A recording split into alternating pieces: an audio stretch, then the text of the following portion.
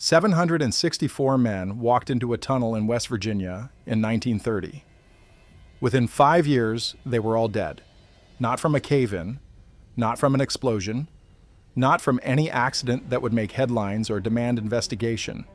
They died choking, drowning in their own lungs, gasping for air that wouldn't come because their chest cavities had turned to wheat from the inside out. And the company that killed them, they knew.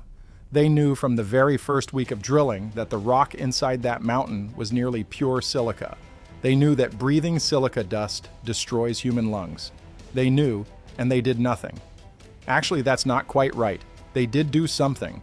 They made sure the workers who were dying fastest were black men from the South, men with no families nearby to ask questions, men who could be buried in mass graves in the middle of the night without anyone ever knowing their names. This is the story of Hawks Nest Tunnel, the deadliest industrial disaster in American history. A crime so massive, so deliberate, and so thoroughly covered up that most Americans have never heard of it. But you're going to hear about it today. Every name I can give you, every detail of what those men endured, and exactly who got away with murder. I want you to understand something before we go any further. This is not a story about an accident. Accidents happen when things go wrong despite everyone's best efforts. What happened at Hawks Nest was not an accident. It was a calculated decision to sacrifice human lives for profit. Every death in that tunnel was preventable, every single one. The men who made the decisions that killed those workers knew exactly what they were doing, and they did it anyway. The year was 1930, and America was falling apart. The stock market had crashed less than a year earlier, wiping out fortunes overnight and sending shockwaves through an economy that had been roaring through the 20s. Banks were failing by the hundreds. Factories that had been running 3 shifts were shutting down entirely. Men who had worked their entire lives suddenly found themselves standing in bread lines, begging for food, watching their families go hungry. If you had a job, any job at all, you held onto it with both hands and thanked God every morning that you weren't one of the millions wandering the roads looking for work that didn't exist. This is the world into which Union Carbide announced a massive construction project in Fayette County, West Virginia. The plan was ambitious. They would build a 3-mile tunnel straight through Gauley Mountain to divert water from the New River to a hydroelectric power plant at the town of Gauley Bridge. The tunnel would be enormous, 32 feet in diameter at its widest points, carved through solid rock deep beneath the mountain. It would require thousands of workers. It would take years to complete. And for desperate men across the American South, it sounded like salvation. But there was another reason Union Carbide wanted this tunnel beyond the electricity. The rock inside Gauley Mountain was exceptionally rich in silica, nearly pure silica, in fact. And silica is a valuable industrial material. It's used in making steel. It's used in manufacturing glass. It's used in dozens of industrial processes. The tunnel wasn't just about power generation, it was about mining.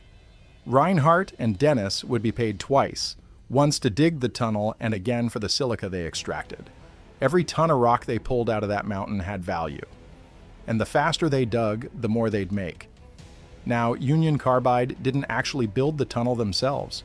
That's important to understand because it's how they would later claim they weren't responsible for what happened inside it.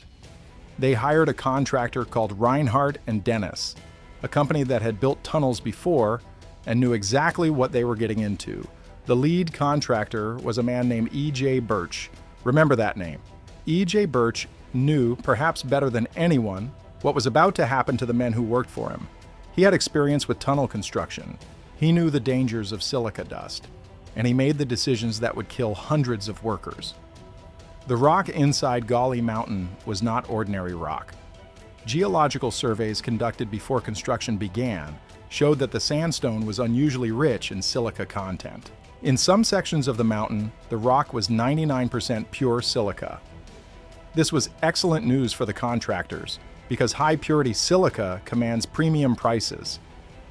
It was a death sentence for the workers.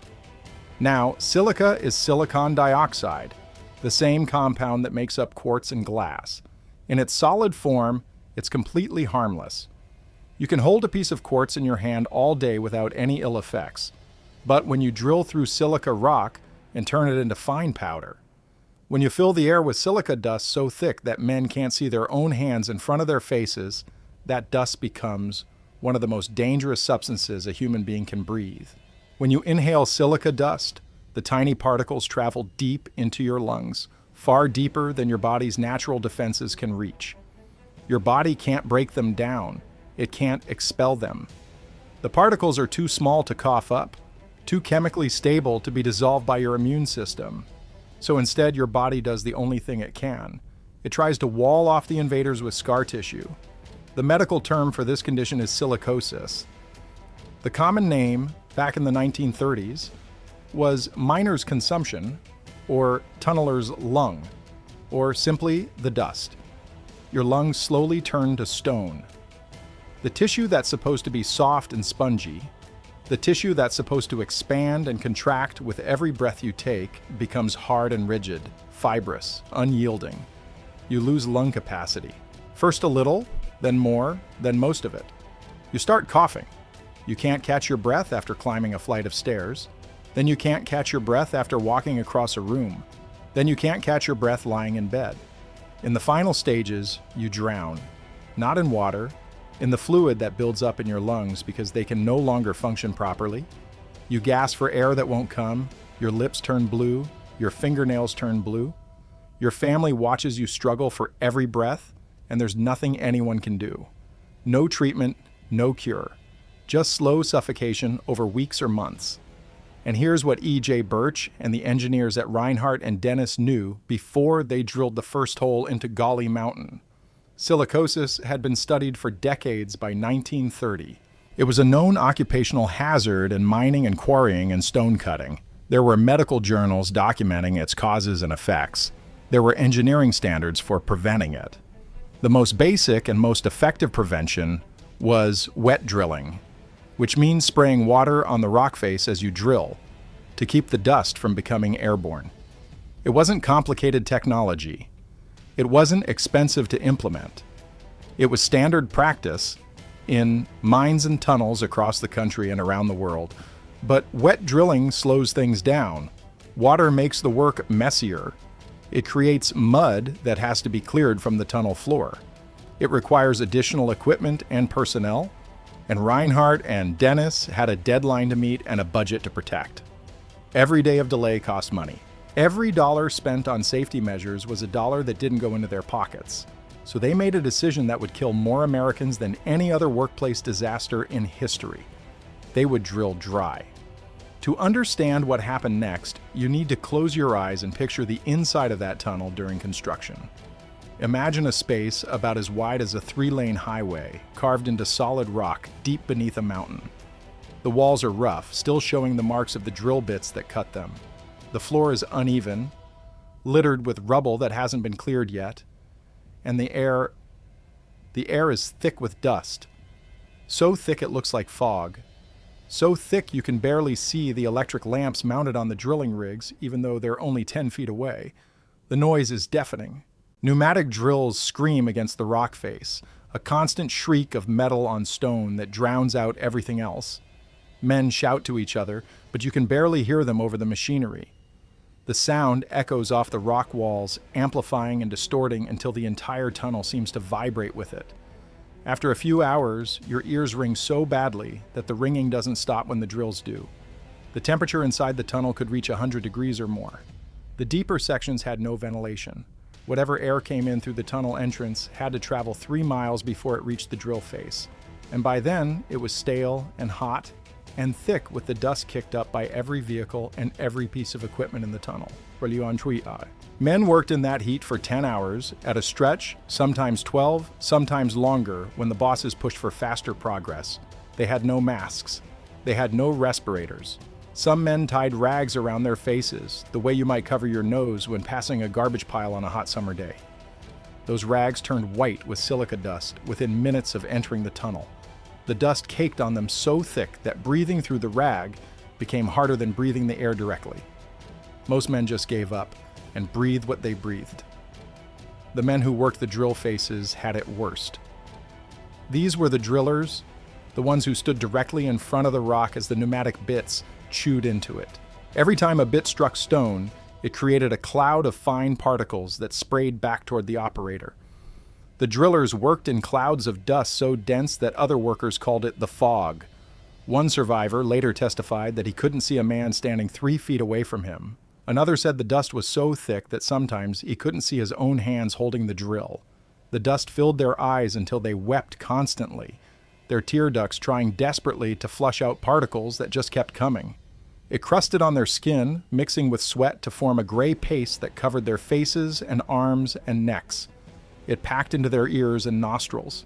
It ground between their teeth when they tried to eat lunch. And with every breath, every single breath for 10 or 12 hours a day, it filled their lungs. Now, who were these men?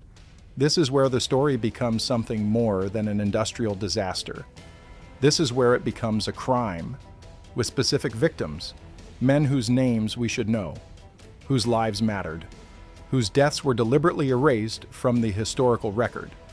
The majority of the workers at Hawks Nest Tunnel were black men recruited from the Deep South. They came from Georgia and Alabama and Florida and the Carolinas.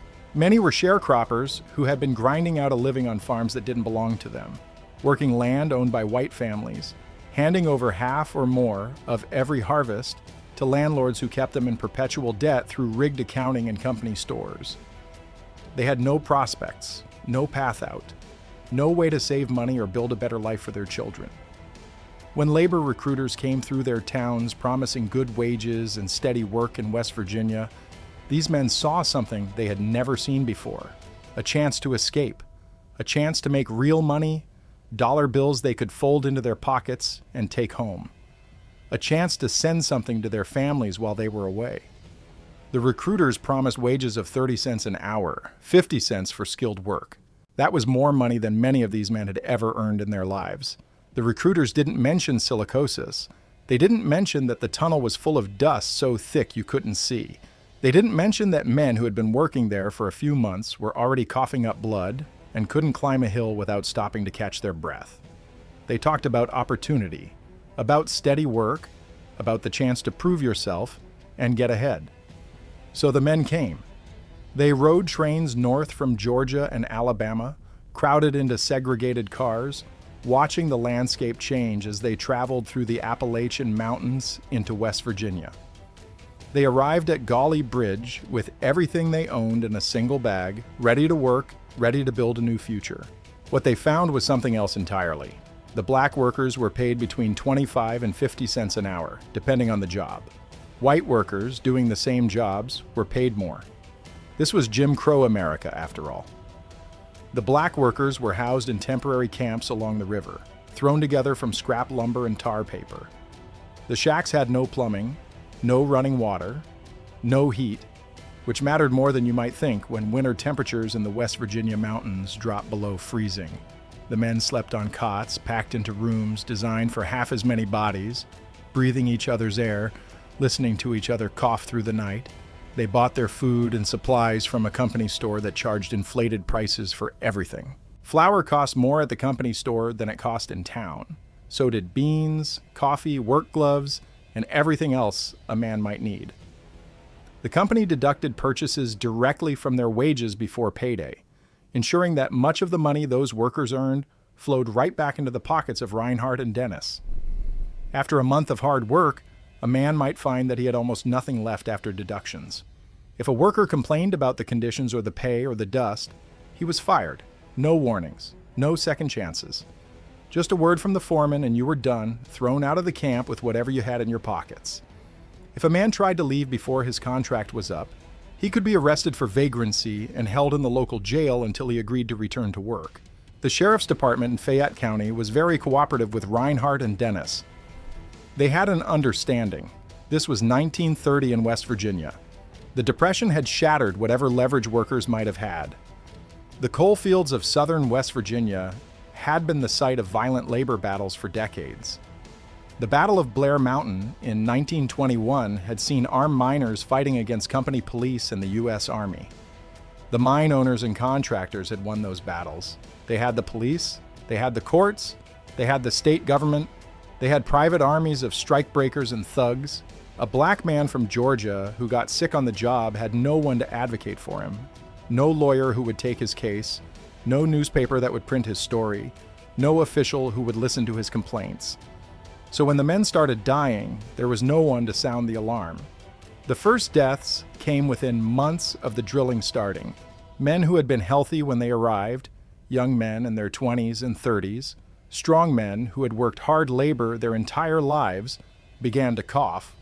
At first it seemed like nothing, a chest cold, something they picked up in the damp air by the river or caught from one of the other men in the crowded bunkhouses. Coughs were common in the camps. Everyone coughed. But these coughs didn't stop. They got worse. The men started losing weight because eating made them cough, and coughing exhausted them. They couldn't catch their breath. They couldn't work a full shift anymore. A man who had been drilling all day would stumble out of the tunnel at shift's end, doubled over, hacking up gray phlegm streaked with blood. When workers went to the company doctor, a man named Harless, they were told they had pneumonia, or tuberculosis, or some vague respiratory infection that would clear up with rest. The word silicosis was never mentioned. Dr. Harless never ordered chest x-rays, which would have shown the characteristic clouding of silicosis. He never examined the rock dust that coated everything and everyone at the worksite. He handed out cough medicine and aspirin and told men to drink plenty of fluids, and then he sent them back into the tunnel. Dr. Harless knew. Of course he knew. Any doctor who had spent more than a week at that job site knew what was killing those men. But Dr. Harless was paid by Reinhardt and Dennis, and Reinhardt and Dennis did not want the word silicosis appearing anywhere in official records. Some workers knew something was wrong beyond what the doctor was telling them. They talked to each other in the camps at night. They compared symptoms. They noticed that the men who had been there longest were the sickest. A few tried to leave. But where would they go? They had no money. The company had made sure of that through the commissary system. They had no transportation back to Georgia or Alabama. Many had left their families 1,000 miles away, counting on sending money home. And the Depression meant there was no work anywhere else. The bread lines were 1,000 miles long. A man with a bad cough and no references wasn't going to find another job. So they stayed. They kept drilling. They kept breathing the dust that was turning their lungs to stone. By the summer of 1931, the tunnel was claiming lives at a terrifying rate. Men were dying so fast that the company couldn't keep up with the paperwork, let alone the burials. A healthy worker might last 6 months underground before he became too sick to work. A driller at the rock face might last 3 months, or 2, or 1. This is when the mass graves began. On the outskirts of the town of Summersville, about 20 miles from the tunnel site, there was a field owned by a local undertaker named H.C. White. The company had an arrangement with Mr. White. When a black worker died, his body would be transported to Summersville in the middle of the night and buried in that field. No coffins, no headstones, no death certificates filed with the state, no notification sent to families back in Georgia or Alabama. Just bodies wrapped in sheets and dumped into trenches, sometimes 3 or 4 at a time. Local residents near the burial site later testified that they saw trucks coming in the middle of the night, 2 or 3 times a week. The trucks had tarps over their cargo. Nobody asked what was under the tarps. Everybody knew. The gravediggers, also black workers hired by the company, worked by lantern light. They dug the trenches deep enough that animals wouldn't disturb the bodies, but not so deep that the work took too long. Time was money. The company was paying by the hour. When the trenches were full, dirt was shoveled back over the bodies, and that was that. No prayers were said. No names were recorded. The men in those graves had been somebody's son, somebody's husband, somebody's father. Now they were nobody. Anonymous bodies in an anonymous field in a state most of them had never heard of before they came there to die. How many men are buried in that field? No one knows for certain. The company kept no accurate records of worker deaths. Many of the men who died had no family nearby to report them missing. Some researchers who have studied the disaster estimate that more than 100 bodies were buried in the Summersville field alone. There may be other burial sites that have never been discovered. Workers who got sick were sometimes shipped away on trains, sent back toward the south with a few dollars in their pockets. How many of them died en route? How many collapsed in train stations in Virginia or Tennessee, Far from home, their deaths recorded as pneumonia or tuberculosis by doctors who never knew about the tunnel. The men who managed to survive their time in the tunnel often didn't survive much longer. They would finish their contracts, collect whatever wages they had left after the company store took its cut, and head home to Georgia or Alabama or Florida. They arrived coughing and weak, shadows of the strong young men who had left a year or two earlier. Their families barely recognized them. Within months, they would be dead. Their families would bury them in country cemeteries, never knowing that the tunnel had killed them, never knowing that hundreds of other men had died the same way, never knowing that their deaths were not accidents, but murders. The total death toll from Hawks Nest Tunnel has never been established with certainty. Congressional investigations conducted in 1936 documented 476 deaths among workers who could be definitively connected to the tunnel project. But that number only counted workers who had filed workers' compensation claims in West Virginia, or whose deaths were recorded in official documents that investigators could access. It didn't count the men who died after leaving West Virginia. It didn't count the men whose bodies were buried in mass graves without documentation. It didn't count the men who simply vanished, their names lost to history. Independent researchers, including Philippa Strum and Martin Cherniak, who wrote the definitive history of the disaster, estimated the true death toll at 764 workers. Some estimates go even higher, into the hundreds beyond that figure. We will never know the exact number. Too many records were destroyed or never created in the first place. Too many deaths occurred far from West Virginia, in communities that had no idea the tunnel existed. Think about that number for a moment. 764 men. That's more than the number of Americans who died building the Panama Canal, one of the largest engineering projects in history. More than died in the 1906 San Francisco earthquake. More than died in the Johnstown flood of 1889. Hawks Nest Tunnel was and remains the deadliest workplace disaster in American history. And it happened because a company decided that wet drilling was too slow and too expensive, and that the lives of black workers from the South weren't worth the cost of protecting them. The cover-up began before the tunnel was even finished. Reinhardt and Dennis knew they had a problem. Too many men were dying too fast. Local doctors who weren't on the company payroll were starting to ask questions. Workers who had been sent home sick were beginning to file lawsuits in other states. Word was getting out that something was terribly wrong at the Gauley Bridge project, so the company started shipping sick workers out of the area before they could die locally. Men who could no longer work were put on trains and sent back toward wherever they had come from. If they died on the way, that was someone else's problem. If they died after they got home, their deaths wouldn't show up in the West Virginia statistics. It was a neat solution to an inconvenient problem. Disperse the dying. Scatter the evidence across a dozen states. Make it impossible for anyone to count the bodies. The company also worked aggressively to control the medical narrative. Dr. Harless continued to diagnose silicosis as pneumonia or tuberculosis. Company officials pressured local undertakers to list causes of death that wouldn't raise red flags. When workers or their families tried to file workers' compensation claims, they were stonewalled with delays and denials and requirements for documentation that didn't exist. The legal system in West Virginia was not designed to help poor workers, especially not black workers, hold powerful corporations accountable. The system was designed to protect the corporations. But the truth has a way of leaking out, even from the deepest graves. In 1935, a young lawyer from New York named Raymond Johnson began investigating the Hawks Nest deaths on behalf of surviving workers and the families of dead workers. Johnson was working with a legal team that included several black attorneys, men who understood what had been done to those workers and were determined to seek justice. What Johnson uncovered over months of investigation was damning. He found evidence that the company had conducted geological surveys before construction began that showed the silica content of the rock. They knew what they were drilling into. He found testimony from workers describing the dust conditions inside the tunnel, testimony that made clear this wasn't ordinary construction dust, but a deadly fog that blinded men and filled their lungs with every breath.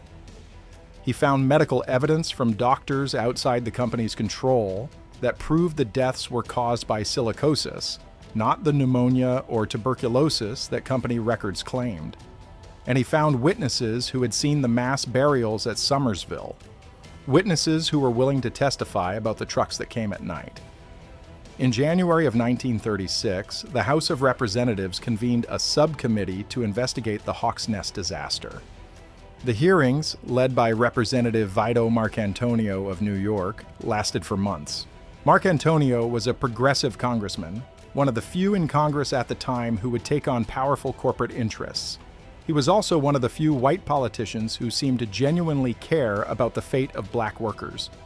The testimony that emerged during those hearings was devastating. Workers took the stand and described what it had been like inside the tunnel.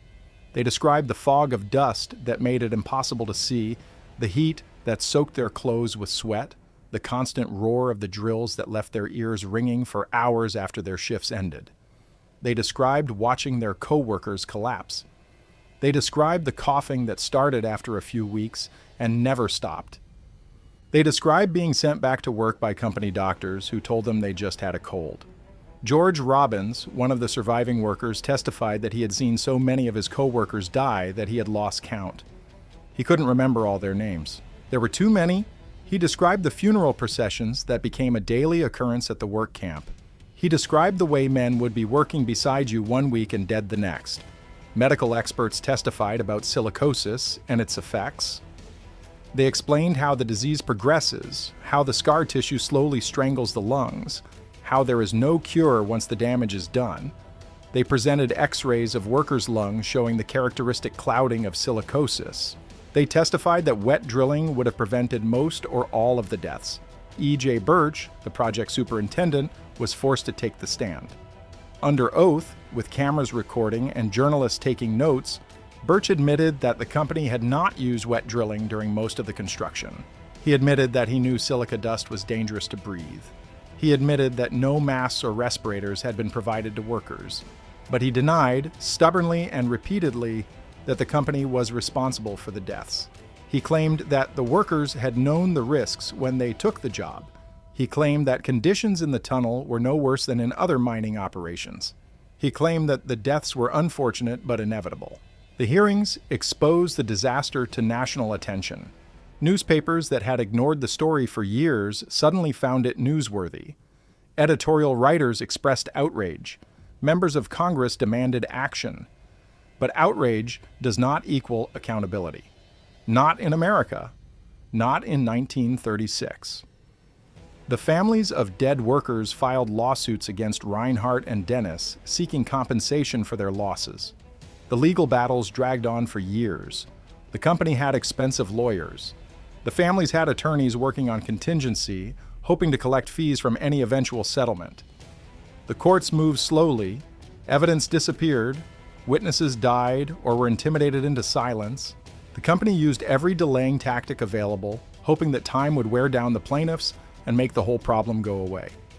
In the end, most of the cases were settled out of court for pitiful amounts. Workers who were still alive received a few $100s each. The families of dead workers received even less. Some families got nothing at all because they couldn't prove their loved one had worked in the tunnel. The company had destroyed or hidden many of the employment records, and men who had worked under false names or who had been buried in mass graves without documentation left no paper trail. One estimate suggests that the average settlement was about $200 per death. $200 for a man's life. For a son or husband or father who went to West Virginia looking for work and came home in a box, or didn't come home at all. Union Carbide, the company that had hired Reinhardt and Dennis and would profit from the tunnel's operation for decades to come, was never held legally responsible. Their lawyers successfully argued that Union Carbide had merely contracted with Reinhardt and Dennis for construction services and could not be held liable for the contractor's decisions about working conditions. It was a legal dodge that would be used by corporations for decades afterward. Want to avoid responsibility for how workers are treated? Hire a contractor. Let the contractor make the dirty decisions. When workers die, blame the contractor. Keep your hands clean. No one went to prison. No executive was charged with a crime. No corporate officer faced any personal consequences whatsoever. 764 men dead, and not a single person spent a single night in jail for killing them. The congressional hearings did produce one lasting change, though it came too late for the dead of Hawk's Nest. The publicity surrounding the disaster helped build public support for federal occupational safety standards. In 1938, Congress passed the Walsh-Healey Public Contracts Act, which required companies with federal contracts to maintain safe working conditions for their employees. It was a small step, a limited law that applied only to federal contractors, but it established the principle that the federal government had a role to play in protecting workers. In 1970, that principle was expanded dramatically with the creation of the Occupational Safety and Health Administration. OSHA established federal standards for workplace safety across all industries, giving the government authority to inspect workplaces and fine companies that endangered their employees. OSHA's silica dust regulations, which limit how much silica dust workers can be exposed to and require companies to provide protective equipment, can be traced directly back to what happened at Hawk's Nest Tunnel. But these changes came too late for the men who died in that tunnel. Too late for the families who never learned what really happened to their fathers and brothers and sons. Too late for the communities across the South that lost a generation of young men to a construction project in a state most of them had never heard of. If you visit Golly Bridge today, you can still see the tunnel entrance. It's a concrete portal set into the mountainside, about as wide as a highway, a dark mouth that swallowed hundreds of lives and never gave them back. The New River still flows nearby, its water now diverted through the tunnel to generate electricity for the region. The power plant still operates, the turbines still spin, the lights still come on when you flip the switch. That electricity has powered homes and businesses across West Virginia for nearly a century. Hospitals and schools and factories have run on power generated by water flowing through Hawk's Nest Tunnel. Every kilowatt hour represents a piece of the sacrifice made by those workers, a fraction of the cost paid in human lungs and human lives. But there is no memorial at the tunnel entrance, no plaque listing the names of the dead, no statue honoring their sacrifice. For decades after the construction ended, there was nothing at all to mark what had happened there. The tunnel was just a tunnel, a piece of infrastructure, a success story of American engineering. In 2012, a small memorial was finally erected in the town of Golly Bridge. It's a simple stone marker that acknowledges the disaster and the workers who died. It was placed there not by Union Carbide, not by the state of West Virginia, not by any government agency. It was placed by local activists and historians who refused to let the story be forgotten. People who believed that the dead deserved at least that much. The mass grave at Summersville still exists. The field where hundreds of bodies were buried is now overgrown with trees and brush. The trenches have long since collapsed and settled. The bodies have returned to the earth. There are no headstones, no names, no individual markers for the men who lie there. They were buried anonymously, and they remain anonymous. Their families, if any descendants are still living, may never know where their ancestors rest. This is the cost of progress that no one talks about. We celebrate the dams and tunnels and bridges and highways as triumphs of American engineering, monuments to our ingenuity and determination. We put them on postcards and in history books. We name them after presidents and generals. But we rarely talk about the workers who built them. We rarely mention the men who died in the building. We rarely acknowledge that those great works of engineering were often constructed by people who were treated as expendable, whose lives were worth less than the profit margins they might affect, whose deaths were hidden and minimized and eventually forgotten. Hawk's Nest Tunnel was not an accident. It was not an unavoidable tragedy. It was a choice made by executives in boardrooms, by engineers on job sites, by foremen who saw men dying and kept pushing for faster progress. They knew the dust was killing workers. They knew how to prevent it. They chose not to because prevention would have cost money and slowed down the project. And when the dying became impossible to ignore, they chose to hide it. They buried the bodies in secret. They lied on death certificates. They shipped sick men away to die where no one would connect their deaths to the tunnel. They dragged out the legal cases until survivors were too sick or too poor to keep fighting. They used their money and their lawyers and their political connections to escape accountability. This is not ancient history. There are still people alive today whose grandfathers died in that tunnel. There are still families in Georgia and Alabama who carry the loss across generations, even if they no longer remember the specific cause.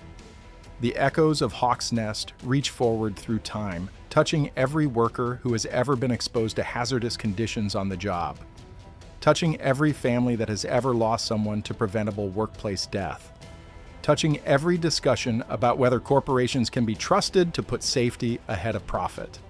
We owe these men something. Not just the men who died at Hawk's Nest, but all the workers throughout American history who have been sacrificed on the altar of profit and progress. We owe them memory. We owe them the truth.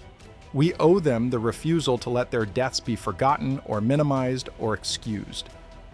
When you flip a light switch in West Virginia, remember what it cost.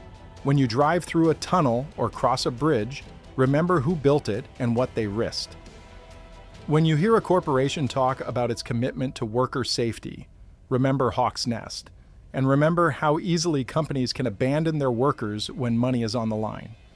764 men walked into a tunnel in 1930. Young men with families and hopes and futures. Men who just wanted to work, to earn an honest wage, to survive the Depression and build something better for their children. They deserved protection.